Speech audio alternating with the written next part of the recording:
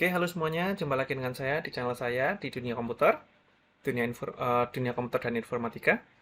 Nah, di sini materi saya akan menjelaskan tentang notasi algoritma. Nah, di sini bagaimana sih cara membuat notasi algoritma yang baik? Pertama, mungkin sediakan dulu Microsoft Word atau mungkin bisa berupa Notepad dan seterusnya, boleh, silahkan. Nah, di sini saya lebih prefer ke Microsoft Word karena memang bisa digunakan untuk pembuatan aplikasi, pembuatan notasi algoritmik maksud saya. Nah, misalkan di sini ada contoh, buatlah eh, notasi algoritma atau algoritmik untuk eh, pembuatan luas segitiga. Misalkan seperti ini. Nah, yang perlu kita pikirkan apa dulu nih? Notasi algoritma itu sebenarnya hanya perancangan sistem. Jadi sama seperti arsitek, arsitek itu ketika mau membuat sebuah rumah, itu tidak mungkin langsung dibangun rumahnya, langsung dibangun batanya berapa, semennya berapa, tidak mungkin kan?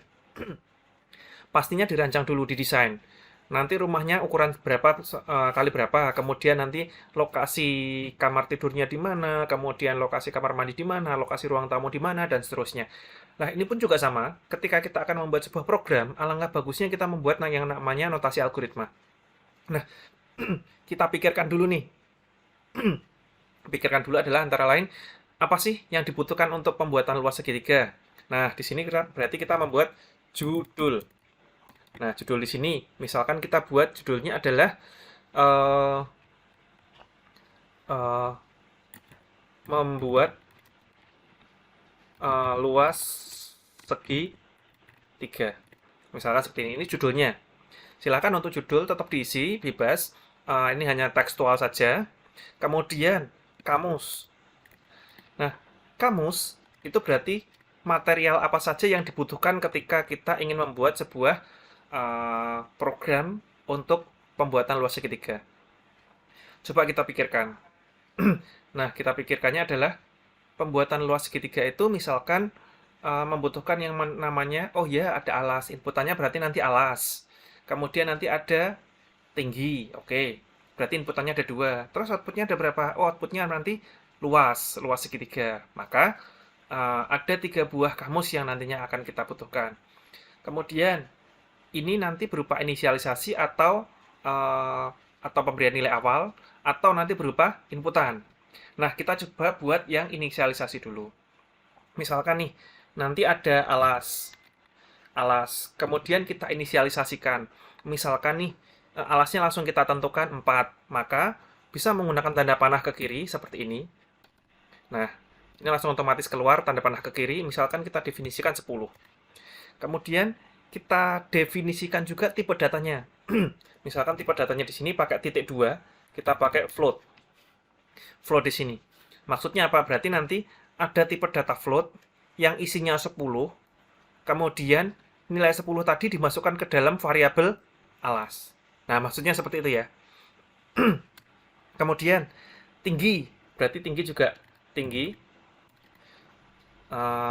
Nah, ini kadang otomatis huruf kapital ya, berarti nanti kita bisa matikan huruf kapitalnya juga. Kemudian sama, tanda panah ke kiri, kita definisikan misalkan tingginya 5. Kemudian ini juga tipe datanya float.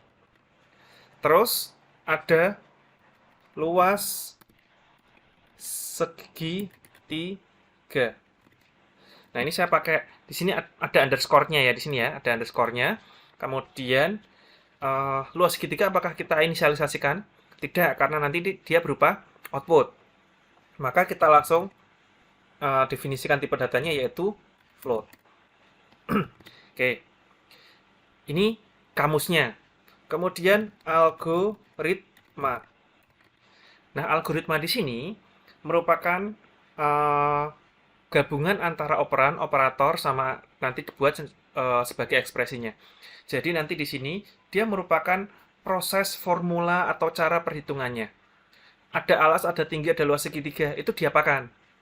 Nah, di sini nanti kita buat misalkan algoritmanya adalah luas segitiga underscore segitiga harus sama persis dengan yang ada di sini ya. Ingat, huruf kapital pun juga atau huruf kecil pun juga harus sama persis. Nah, nanti di sini tanda panah ke kiri. Nah, nanti apa sih rumusnya? Berarti kan ada alas. Kali itu berarti kita bisa menggunakan bintang tinggi. Kemudian per 2 seperti ini. Alas kali tinggi dibagi 2. Maksudnya tanda panah ke kiri apa? Nilai dari variabel yang ada di kanan itu setelah diproseskan semuanya, itu dimasukkan ke dalam variabel yang ada di sebelah kiri. Berarti ditampung di dalam variabel yang ada di sebelah kiri. Nah, apakah ini sudah selesai? Belum. Ini hanya proses perhitungannya saja. Bagaimana cara mencetaknya atau membuat outputnya? Nah, berarti kita tinggal buat seperti ini. Output dalam kurung. Nah, di sini dalam kurung. Kalau nanti itu yang kita cetak adalah teks, maka kita pas kasih petik. Kalau yang kita cetak nanti berupa variabel, maka kita tanpa petik. Nah, contoh. Kita ingin mengoutputkan kata-kata dulu teks, berarti ya. Saya kasih petik dulu. Luas segitiga adalah sama dengan misalkan seperti itu. Baru kita kasih petik tutup, kemudian kita kurung tutup. Nah, ini berarti nanti teks. Nah, kemudian berarti nanti sudah ada outputnya yaitu tekstual ya, berupa luas segitiga adalah sama dengan. Itu luasnya. Kemudian yang berikutnya menampilkan isi dari variabelnya. Berarti tinggal kita masukkan luas underscore segitiga. Oke, seperti ini. Nah, dari sini berarti kita bisa menyimpulkan, oh ternyata luas segitiga, nanti tekstualnya adalah luas segitiga adalah sama dengan, kemudian isinya berapa nanti ditaruh di sebelah sininya. Oke, seperti itu. Itu untuk definisi ketika kita menggunakan inisialisasi atau pemberian nilai awal dalam sebuah deklarasi variabel. Pak, kalau saya tidak ingin mendeklarasikan nilai awalnya, berarti nanti kita buat inputan saja untuk alas dan tingginya. Bagaimana caranya ya, Pak? Nah, berarti kita hapus ini dulu nih di sini. Kita hapus. Berarti nanti alas itu tipe datanya float, tinggi tipe datanya float. Nah, di sini luas segitiga juga tipe datanya float. Kemudian sebelum ada algoritma seperti ini, maka kita buat di atasnya. Berarti nanti ada tekstual dulu enggak? Kalau ada tekstualnya, masukkan alas, masukkan tinggi, berarti nanti kita buat output dulu. Output. Nanti tekstualnya adalah masukkan nilai alas sama dengan petik tutup, kurung tutup. Terus baru input. Nah, inputnya ini berupa variabelnya nanti setelah ada kata-kata masukkan nilai alas sama dengan sekian. Inputnya apa sih? Kita sesuaikan dengan nama variabelnya, alas. Alas di sini itu merupakan nilai variabel dari alas di sini, harus sama persis. Terus, output yang kedua, output. Output yang kedua misalkan masukkan nilai tinggi sama dengan kemudian kurung kemudian petik kurung tutup. Nah, seterusnya kita buat di sini input. Inputnya apa? Tinggi. Oke, sama di sini. Ini berarti ada output masukkan nilai alas, kemudian inputnya alas, kemudian output lagi masukkan nilai tinggi, inputnya adalah tinggi. Nah, kalau sudah diinputkan alas dan tinggi, maka baru kita proses. Proses luas segitiga adalah alas dikalikan dengan tinggi dibagi 2, kemudian dimasukkan ke dalam variabel luas segitiga. Kemudian luas segitiga nanti ditampilkan output luas segitiga adalah sama dengan, berarti ada di antara tanda petik ya, karena dia berupa tekstual. Kemudian Nanti kita outputkan luas segitiga itu berapa? Adalah berapa, kemudian nanti outputnya adalah luas segitiga. Oke. Ini adalah cara penggambaran untuk membuat sebuah notasi algoritma. Saya juga tadi sudah mengajarkan bagaimana cara menginisialisasi, kemudian juga tanpa inisialisasi berarti tanpa pemberian nilai awal, dan dia berupa inputan. Nanti kira-kira nanti pembentukannya seperti ini untuk notasi algoritmiknya. Oke, sampai di sini. Ini untuk contoh, salah satu contoh ketika menghitung luas segitiga. Nanti kalau misalkan ada pertanyaan, untuk pembuatan luas lingkaran atau pembuatan luas persegi panjang, berarti nanti tinggal diganti. Judulnya berarti nanti diganti, membuat luas segitiga menjadi luas lingkaran atau membuat luas persegi panjang, dan seterusnya.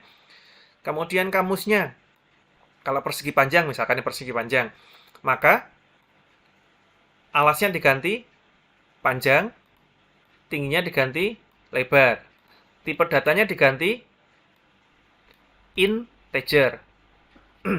Karena float di sini, kenapa kita menggunakan float? Karena nanti ada kemungkinan nilainya adalah koma. Karena nanti ada pembaginya dua ini tadi ya, ada kata-kata dibagi, berarti nanti hasilnya ada kemungkinan pecahan atau koma, ada komanya. Oke, kalau tadi persegi panjang, asumsikan nilai yang diinputkan bilangan bulat, berarti pasti semua bilangan bulat, karena perkalian ya. Panjang kali lebar, cuma seperti itu. Berarti kan kita bisa definisikan berupa tipe data integer. Boleh. Kemudian nanti di sini berarti tinggal diganti, masukkan nilai panjang, berarti nanti ini panjang, masukkan nilai lebar, berarti nanti di sini lebar. Kemudian luas persegi panjangnya adalah panjang kali lebar, selesai. Bagi duanya nanti berarti dihapus. Outputkan luas segitiga, berarti nanti dijadikan luas persegi panjang adalah ini nanti dibuat persegi panjang. Luas persegi panjang. Seperti itu. Nah, untuk penamaan variabel pun juga kalian harus perhatikan di sini. Maksimal tetap satu kata. Dan diusahakan untuk pemberian nama variabel itu minimal 3 huruf. Supaya lebih jelas ketika orang lain membaca. Karena apa? Karena suatu saat nanti kalian ketika jadi programmer itu kalian bekerja sama dengan orang lain. Untuk membuat sebuah aplikasi kalian akan membutuhkan tim. Nah, nanti dari semester awal di sini kita buat dasar dulu supaya apa? Supaya nanti ketika kalian bekerja sama dalam tim itu kalian tidak bingung ketika membaca coding punya orang lain, dan kalian juga tidak membingungkan teman satu timnya ketika nanti membuat dalam penamaan sebuah variabel. Nah, nanti kalau misalkan Pak, nama ini sepertinya kepanjangan, berarti nanti bisa dibuat luas jadi ls underscore segitiga, misalkan kayak gitu boleh. Silahkan, yang penting nama tersebut masih bisa dibaca oleh orang lain. Jangan cuma A, B, kemudian C. Jangan seperti itu ya. A itu apa, B itu apa, C itu apa, kan nggak tahu semuanya. Oke, itu saja dari saya terkait dengan pembuatan notasi algoritma. Nah, nanti dari sini, ini nanti kalian bisa tuangkan ke dalam bahasa pemrograman. Nah, di sini bahasa pemrograman tidak harus tertentu ya. Kalian bisa menggunakan bahasa pemrograman apapun. Karena notasi algoritma itu bersifat global. Bersifat global maksudnya apa? Nanti kalau misalkan kalian menggunakan bahasa C, maka nanti outputnya nanti bisa berupa pindah menjadi printf. Berarti inputnya nanti berupa scanf. Kalau nanti dalam bahasa C++, berarti nanti tinggal ini apa? Cout, ini cin. Dan seterusnya. Mungkin kalau nanti masuk ke Java, berarti nanti ada system out, println, dan seterusnya. Ada nanti yang input berarti system.in, dan seterusnya. Nanti masing-masing tools untuk pembuatan aplikasinya pasti berbeda-beda. Lah, nanti di sini kita susun kerangka atau pondasinya dulu. Sama seperti tadi yang saya ungkapkan di awal, ketika kita membuat sebuah desain rumah, kita buat yang namanya pondasi. Mau dibuat pondasi, kemudian mau isi batu batanya apa, semennya model berapa, kemudian hasilnya seperti apa, itu tergantung dari tukangnya.